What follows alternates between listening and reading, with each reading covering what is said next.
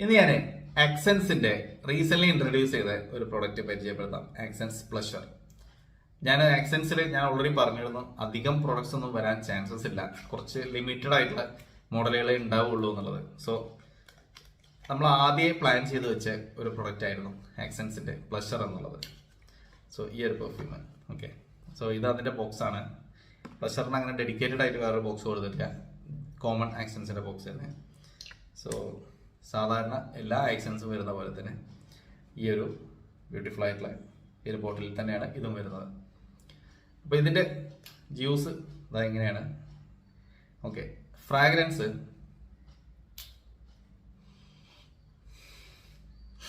വളരെ പ്ലീസിങ് ആയിട്ടുള്ള, നിങ്ങൾക്ക് ഡേവിഡ് ഓഫ് കൂൾ വാട്ടർ ഇഷ്ടമാണെന്നുണ്ടെങ്കിൽ ഇതും ഇഷ്ടപ്പെടും. ഇത് ഡേവിഡ് ഓഫ് കൂൾ വാട്ടറിൻ്റെ ഒരു ഏതാണ്ട് അപ്പുറത്തും പുറത്തും കൂടെ പോകുന്ന ഒരു ഫ്രാഗ്രൻസ്.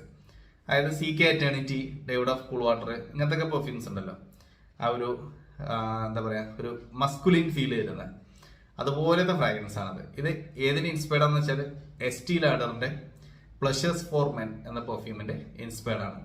സോ എസ്റ്റി ലാഡറിനെ ഞാൻ അധികം പരിചയപ്പെടുത്തേണ്ട കാര്യമില്ല. എസ്റ്റി ലാഡർ എന്ന് പറഞ്ഞാൽ വേൾഡിലെ ഏറ്റവും വലിയ പെർഫ്യൂം കമ്പനികളുടെ ഒരെണ്ണമാണ്. അപ്പൊ നിങ്ങൾ എഴുതും എസ്റ്റി ലാഡറിന്റെ പെർഫ്യൂംസ് അധികം കാണാനില്ലല്ലോ, അവരുടെ കോസ്മെറ്റിക്സ് അല്ലേ നമ്മൾ കാണാറുള്ളത്. എസ്റ്റി ലാഡറിന്റെ ഓണർഷിപ്പിലുള്ളതാണ് ടോം ഫോർഡ്, കിലിയൻ, അങ്ങനെ ഒരുപാട് ബ്രാൻഡ്സ് ഉണ്ട്, ക്ലിനിക്ക്, ഇതെല്ലാം എസ്റ്റി ലാഡറിന്റെ അണ്ടറിൽ വരുന്നതാണ്. അപ്പോൾ എസ്റ്റി ലാഡർ ആക്ച്വലി ഫോക്സ് വാഗനെ കൊണ്ട് പറഞ്ഞ പോലെ ഒരു വലിയൊരു മുതലാളിയാണ്. അതിൻ്റെ ഉള്ളിൽ കുറേ ബ്രാൻഡുകളുണ്ട്. സോ അതാണ് എസ്റ്റി ലാഡർ. സോ അവരുടെ Pleasures for men, one of the best exotic പെർഫ്യൂംസിൽ ഒരെണ്ണമാണ്. സോ അതിന്റെ ഒരു ഇൻസ്പയർഡ് വേർഷനാണ് പ്ലഷർ. ഓക്കെ, സോ പെർഫോമൻസ് പറയുകയാണെങ്കിൽ ഇതൊരു 2.5 to 3 hours വരെയൊക്കെ പ്രൊജക്ട് ചെയ്യും. അവിടെ നമുക്കൊരു 6+ hours ലാസ്റ്റ് ചെയ്യും.